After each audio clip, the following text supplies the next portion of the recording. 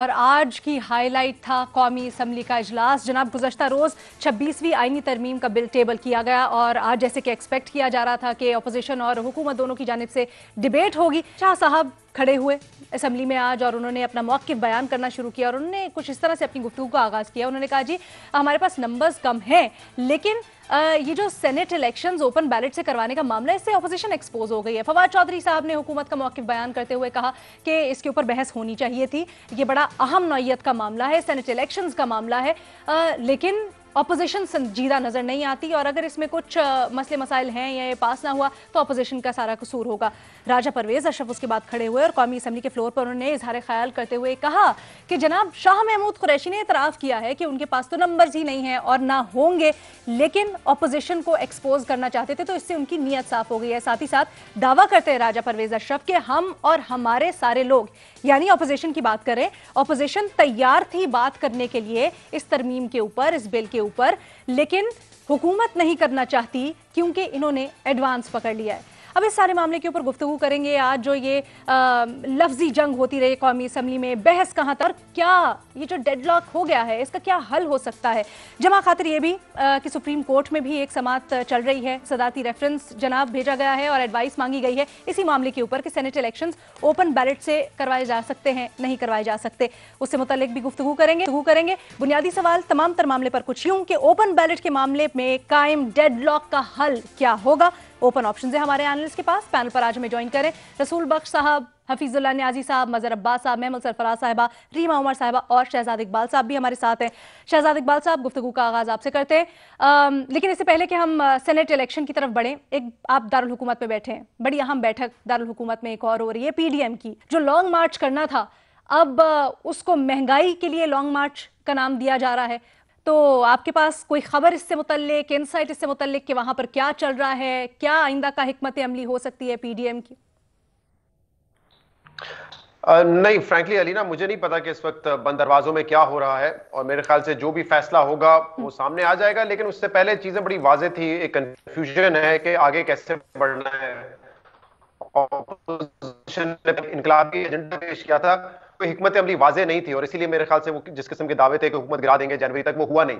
अब मैं आपको ये बता सकता हूं कि ऑपोजिशन ने करना क्या है। देखिए, ऑपोजिशन का जो एक बुनियादी पॉइंट है कि मदाखलत नहीं होनी चाहिए, 100% दुरुस्त है उनका ये एजेंडा, इस पर उनको कायम रहना चाहिए और इसके लिए वो जो भी जद्दोजहद कर सकते हैं, चाहे वो पार्लियामेंट में हो या पार्लियामेंट के बाहर हो, वो उनको जारी रखनी चाहिए।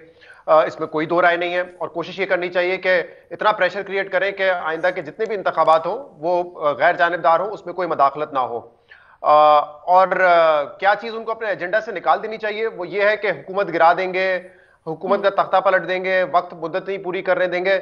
इस चीज को वो अपने एजेंडा से निकाल दें, क्योंकि एक तो ये करना नामुमकिन है, ये होना नहीं है, हम पहले दिन से ये कह रहे थे, और ये तरीका भी ठीक नहीं है। एक तो 5 साल मिले, 5 साल पूरे करने दें, और दूसरा अगर आप हुकूमत को गिराने में लग जाएंगे तो कहीं ना कहीं जिस चीज के आप खिलाफ हैं आप उसका हिस्सा बनते रहेंगे। तो आपका फोकस ये होनी चाहिए कि आजादी होनी चाहिए, चाहे वो मीडिया की हो, जैसे आज सुप्रीम कोर्ट में भी बात हुई, मदाखलत नहीं होनी चाहिए, 100% इस पे लोग आपके साथ खड़े होंगे और इसको इंप्लीमेंट करवाना है।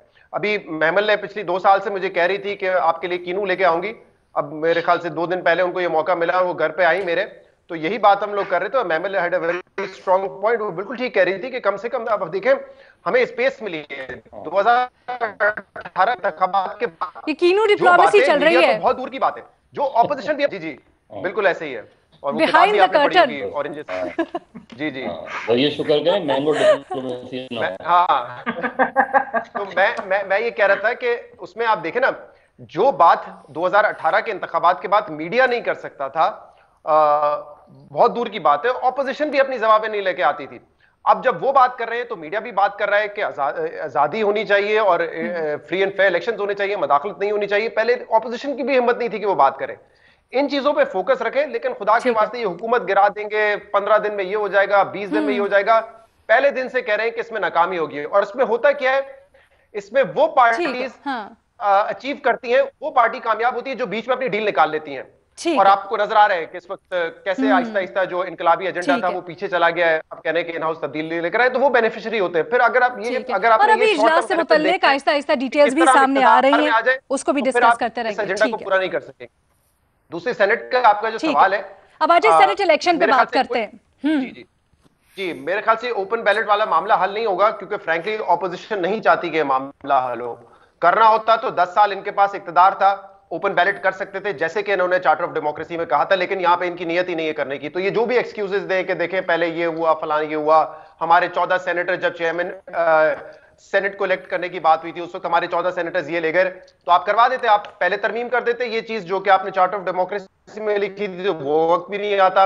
अब मेरे ख्याल से उनकी तवक्कुआत ये है कि एक तो हमेशा की तरह जो पैसा चलता है सेनेट के इंतखाबात में वो भी चले, और शायद कुछ लोग जो मायूस है हुकूमत से वो हुकूमत को वोट ना दो, इस वजह से मेरे ख्याल से ऑपोजिशन इस पेज पर नहीं आ रही। बाकी हुकूमत के पास तो इतनी अक्सरियत है ही नहीं कि वो किसी किस्म की अमेंडमेंट लेकर आ सके। तो मेरे ख्याल से ये ऐसा मसला है जो कि हल होने वाला नहीं है। लेकिन यहाँ पे एक देखें, अभी जो पहला मेरा नुक्ता था ना, इसमें ये चीज भी इंपॉर्टेंट है, ऑपोजिशन जमहूरियत को इस चीज से लिमिट ना करे कि सिर्फ मदाखलत नहीं होगी तो हमारी जमहूरियत ठीक हो जाएगी।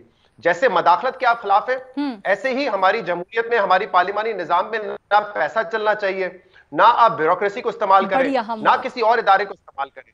सिर्फ ये मेजर पॉइंट होगा, शायद मुकाबला ही नहीं किसी और चीज का जब मदाखलत होती है एस्टैब्लिशमेंट की तरफ से। लेकिन जमहूरियत सिर्फ ये नहीं हो सकती कि आप जमहूरियत को मजबूत ये कह के कहें कि मदाखलत नहीं होगी। अगर आपको पता है कि पैसा चलता है तो आप उसको ब्लॉक करें, आप ऐसी तरमीम लेकर आए कि वो पैसा ना चले, खरीदो फरोख्त ना हो, ओपन बैलेट करें। जिस एमपीए को अपने मुखालिफ पार्टी के शख्स को वोट देना है ओपनली आके कहे कि मैं मुतमईन नहीं हूं, मैं सेनेट एमपीए हूं पीटीआई का, मैं पीएमएलएन कैंडिडेट को वोट दे रहा हूं। आप ओपनली करें, कोई इस पे कोई आपको बार तो नहीं लगा रहा है इस पर, आप ओपनली करें ये बात। लेकिन जब आप छुप के करते हैं तो फिर सस्पेशन क्रिएट होता है कि आपने पैसे लिए हैं या किसी के दबाव में आपने जाके वोट दे दिया है। ठीक है, ऑपोजिशन के पास हुकूमत के पास नंबर्स नहीं है, ऑपोजिशन करना नहीं चाहती है स्टेप